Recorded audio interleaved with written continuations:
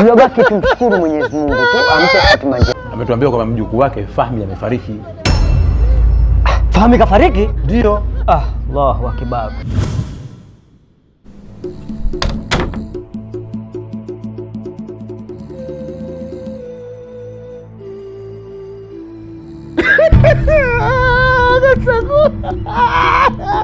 Fahmi kashanitoka mjukuu wangu. Stamili Muta. Uwe na subira, kila nafsi itaonja mauti. Iliyobaki tumshukuru Mwenyezi Mungu tu ampe hatima njema.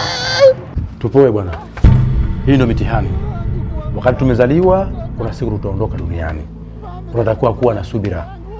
Mbona sikufahamu? Yule mzee ametufuata nje huko, ametuambia kwamba mjukuu wake Fahmi amefariki.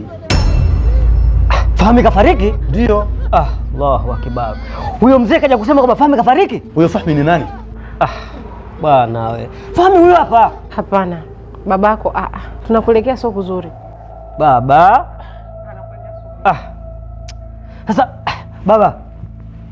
Hebu baba Na? Kwani kuna nini? Mbona umekusanya watu wengi? Kwani kuna nini? Allahu akbar. Jamani. Baba. Jamani samahanini sana. Huyu mzee ndo alivyo na tatizo la kumbukumbu. Kwa hiyo tusameheane. Hajamaanisha hiyo jamani. Sina kumbukumbu mimi. Una kumbukumbu wewe.